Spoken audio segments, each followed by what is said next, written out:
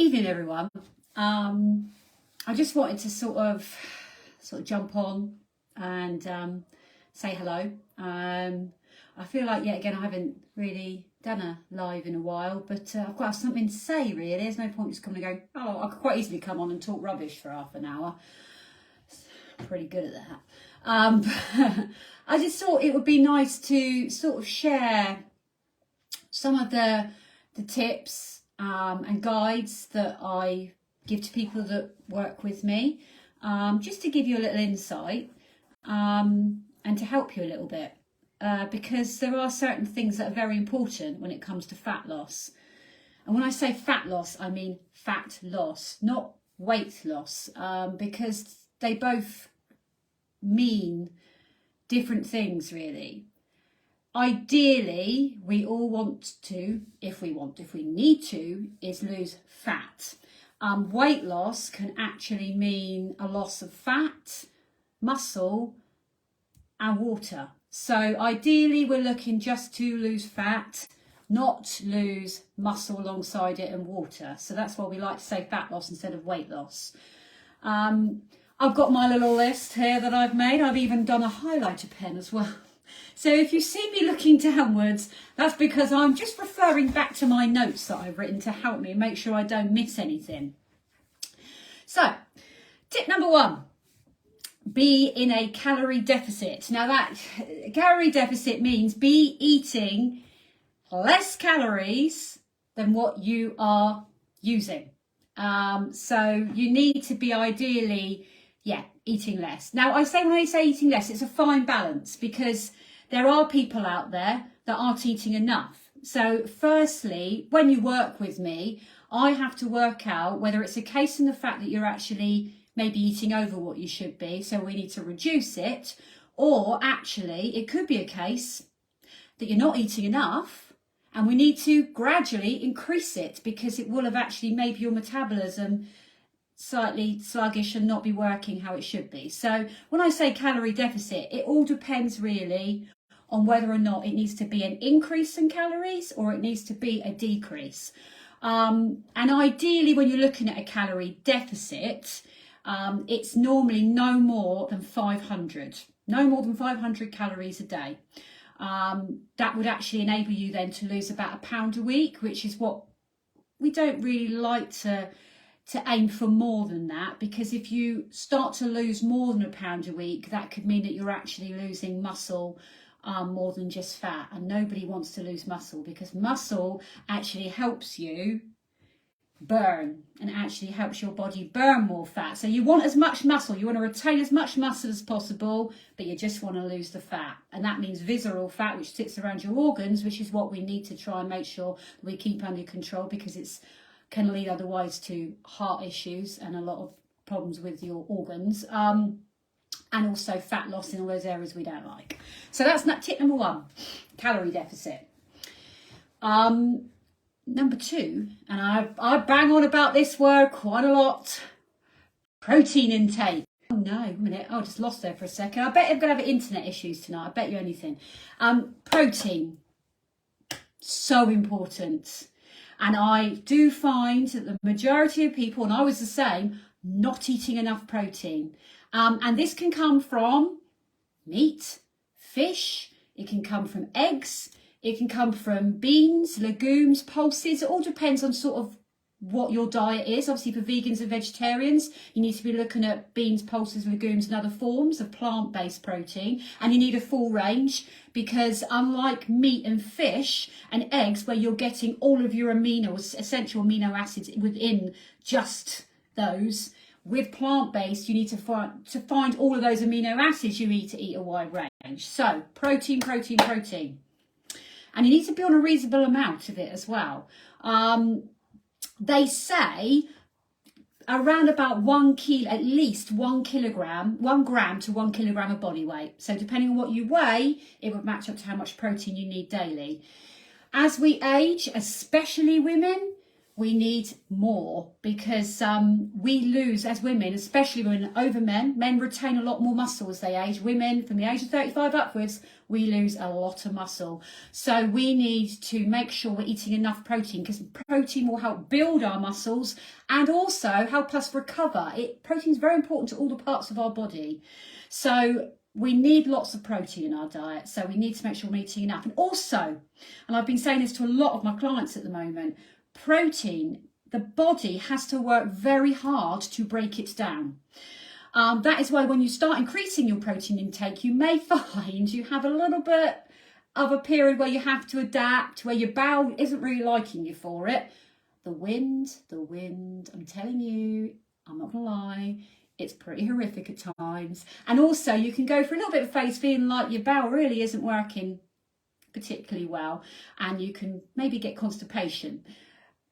That all levels itself out once your body gets used to the increase. However, it has to break it down. The body has to work hard to break it down. So if the body is working hard to break down protein, that means it's burning more as it does it. So eating a higher amount of protein will actually, in fact, help you burn more fat. So it's all good for calorie burning.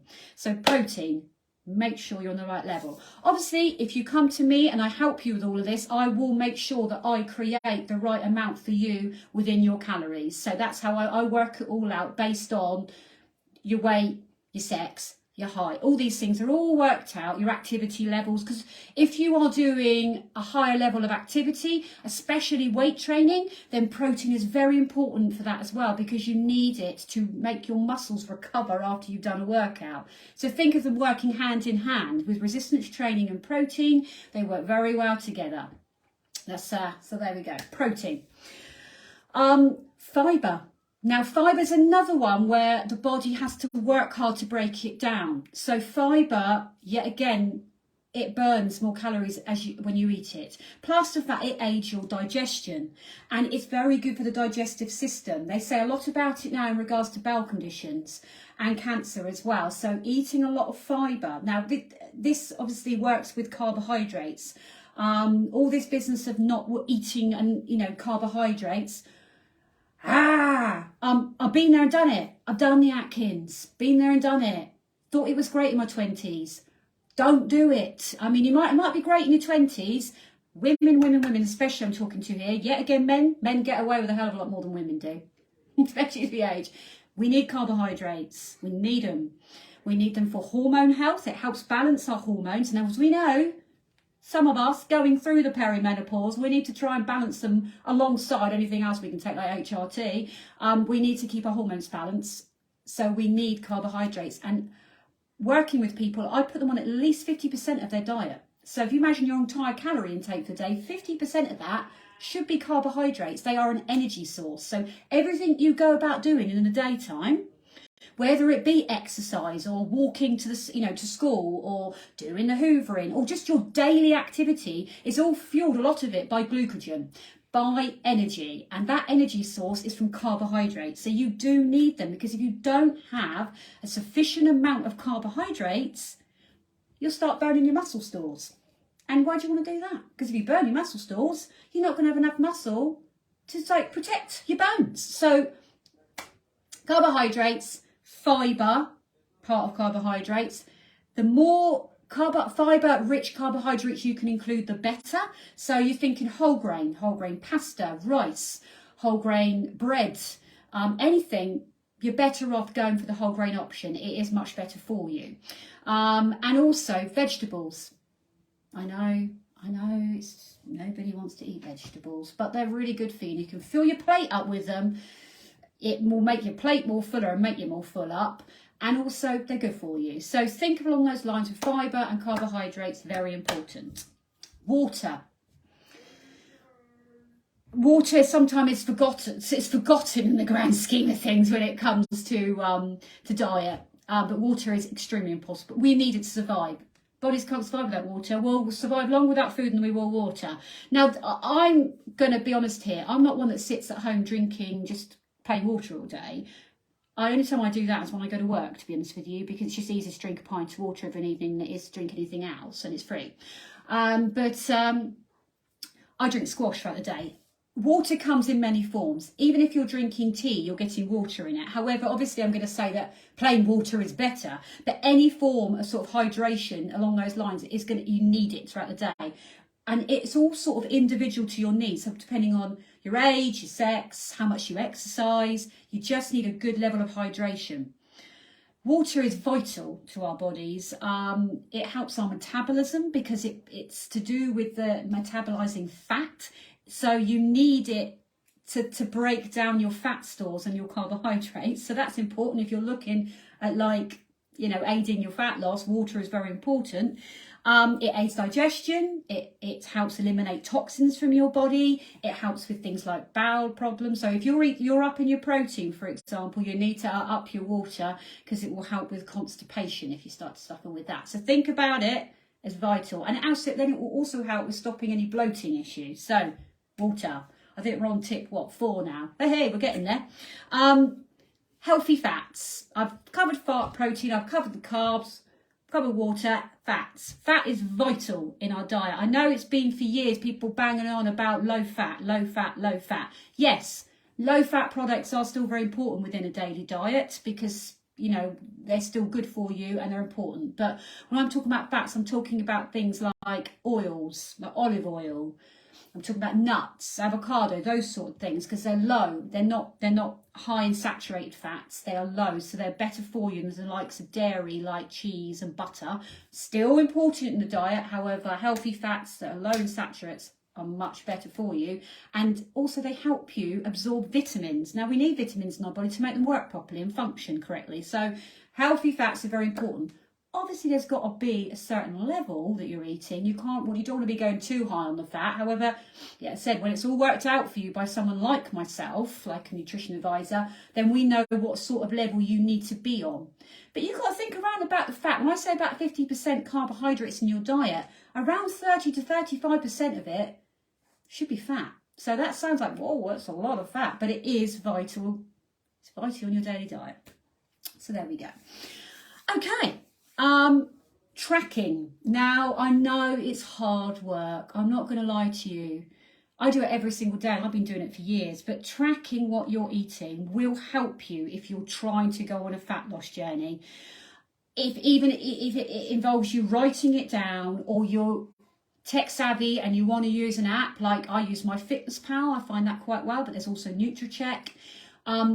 They are really good apps for helping you track everything. I mean, the free version doesn't allow you to scan barcodes with FitnessPal. They've stopped doing that, cheeky beggars.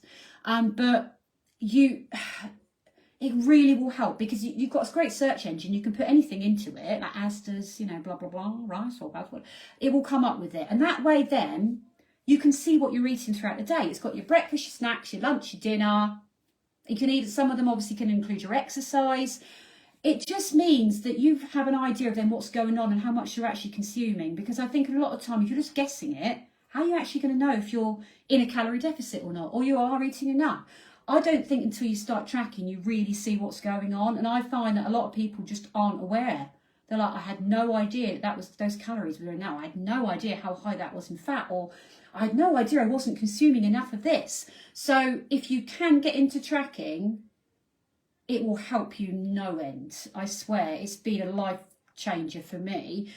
I have found as I've gone along that I've been able to be more aware, because I've just got into the process of doing it and I've got relaxed with it. I already know things in my head now. Like, I know that there's 105 calories in a banana. So, I mean, once you get into the habit of doing it, and if you eat similar things, you might find eventually down the road, you won't need to do it anymore, because your body will know where it's at. You'll know what you have to consume, and you'll already be aware of it, and you can then step away from it. But I think when you're first starting out, tracking is very important. Resistance training. Now, everybody that I've worked with so far, I've said, you know, if you can do anything, weight resistance training wise, whether it's bands, weights, cans of beans, get out walking as well, because walking's great, and that's low impact sort of cardio. But also, if you walk with any, like I walk to Tottenham, do some shopping. I'm not talking like my full shop. I'm talking like a few items. Put them in a backpack, walk back with them. We gained a little bit of like a weight there, and that's, you know, then adds to the old hip area. So anything you can do resistance training wise will really help your results. Weight training builds muscle. Muscle burns more fat. Cardio has a place. Cardio is great. It's really good for your cardio health, for your heart health. But you won't burn fat as well as if you do it with resistance training. Once you start building muscle, muscle burns more fat. So you don't need to be pounding a treadmill every single day, running around everywhere, hip training after hip training. I always say to people, go for more weight training over cardio. Swap more weights than cardio. So it really is important, especially as we age. We want to protect our bones. Nobody wants to end up with a hip problem. Yeah, Lauren, I'm all about the weights, me. I'm all about the weights. You're absolutely right. Lauren is trained as a PT. You know, it's long. A lot of things have changed nowadays. But it always used to be about low fat, no carb, run like a crazy thing. I think we've all started to realise that isn't the way forward. Carbs are absolutely vital for energy, like Lauren said, and protein and weight training, you'll see much better results. We need to protect our bones. We don't want to end up with fractures. How do we protect our bones? Build our muscle. How do we burn more fat? Build our muscle. How do we get leaner? Build more muscle. Weights build more muscle. You have to just start out, even if it's 10 minutes 4 times a week. Start out. You will probably soon start to get into a routine of doing it and start to enjoy it. You really will, because you'll start to feel stronger. When you start to feel stronger, you start to think, well, I can push more now, because you've got to gradually increase as you go along. They call it progressive overload. You have to keep increasing. But I tell you what, I've got to be honest with you. I've noticed a massive change in myself. Now, I've been doing weight training just at home on my own, here with YouTube videos and my own weights. However, I bought some adjustable ones. Well, I got them bought for me for Christmas. And I've upped my protein and noticed a massive difference, because I've gone from like chest pressing, I don't know, 5s, to 7.5s, in the space of about a couple of weeks. And I'm finding it so much easier, because my body is obviously starting to gain muscle. So I can't stress enough the importance of that. I will stress it to women as well. Even like I told you before, muscle loss with women is massive. So the more weight training you can do as you get older, the better, to protect your bones. Especially if you're someone that's going through perimenopause into menopause. And, HRT is helpful, but there are people out there that's not able to take HRT. HRT will help you along the way. Still keep to do the old weight training. But if you're someone that's not able to take HRT, all these little changes will help. They'll help balance your hormones. They'll help you gain more muscle and protect you more if you're not able to go down the HRT route. So, yeah, get the weights out, get the beans out, get the bottles of water out, start weight training. Get the guns. I swear, I feel great. I feel really great after I've done it. I do 4 times a week maybe. I'll do 1 hour class that I do online with someone. I do go to a Pilates class on a Monday as well, and I find that's brilliant for core strength. I've got the best core I've had since I had Louis, thanks to that class. And maybe 20 to 30 minutes, a couple of other times a week. I do a lower body one, an upper body one. Get into it, I tell you, you feel great. Sleep. Now, I've gone through the mill with this one due to perimenopause. I went for a couple of years not sleeping properly, literally be waking up at 2 o'clock in the morning, not being able to sleep the rest of the night. It absolutely kills you. It really does. Sleep deprivation is one of the worst things. And HRT, I have to admit, has helped me no end with that. But also I take a supplement as well. I take magnesium. So if you're someone that struggles with sleep, I would definitely recommend trying out a magnesium supplement. It can really help you before bed, help you sleep properly. It's been a godsend for me. And sleep's vital. We, as adults, we need around about 7 to 9 hours of sleep a night. Now, if you've got kids, I've got kids. I understand it's difficult to try and get that. I work late nights as well. I don't get into till midnight, and I'm up at 7. So trying to get those 7 hours is quite tough. But if you can concentrate on trying to get enough sleep, it will help you with feeling like yourself more. But also, it's really important actually for fat loss. There's a lot of studies that have been done on this, that if you don't get a certain amount of sleep a night, it can actually just sort of do you a disservice when it comes to fat loss, because it's known to increase your appetite. Because I think you wake up, you feel like rubbish, don't you? And also it affects your hormones, ghrelin and leptin. There's obviously a number of different hormones, and ghrelin and leptin is to do with your appetite. And it can affect the levels, which actually can make you feel more hungry. And then you can actually make you reach more for those sweet snacks and those carbohydrates, because you're trying to seek out the energy. I need that, I'm very, very tired. So you'll grab more for those things, and therefore probably not helping you if you're on sort of a fat loss journey. So trying to get sleep. If you're struggling, have a go at magnesium. And also make sure your carbohydrate intake is up, because carbohydrates also help making sure you sleep properly. If you haven't got enough of carbs throughout the day, they always say sometimes to eat a banana before you go to bed. They can also help. So there you go, sleep. And my final one is no denying yourself the occasional treats. I know people always see, oh, here we go, nutrition advisor, she's going to bang on about eating loads of vegetables and air and dust and, you know, and not like, I'm not going to go enjoy myself. I'm not going to be able to eat anything I could eat before. I'm going to be stuck in some ridiculous small amount of calories. It's not the case, really. I'm not saying go and eat 10 million donuts a day, but don't go into something like this thinking that you can't still have the occasional treat. I mean, I've had a Cadbury's cream egg today. I was laughing about with one of my friends about Cadbury's cream eggs. I've got to admit, I've eaten a lot of chocolate throughout the Easter period. Nobody buys me chocolate anymore, because obviously the kids get it, don't they? But I suppose as well, I find that I'm looking for like a protein bar instead of a normal chocolate bar to try and get my protein levels up. So I opt for that over a normal chocolate bar. But I had Cadbury's cream egg today because I really fancied one. That's all right. Just factor it in. You're going to have a certain amount of calories in a day that you're allowed to eat. Just factor it in. If you want a cake, go and eat a cake, and then just make sure you track it, and then make sure that everything else you eat in that day works within that, and you've allowed for that cake. It's quite simple. You can still have a cake.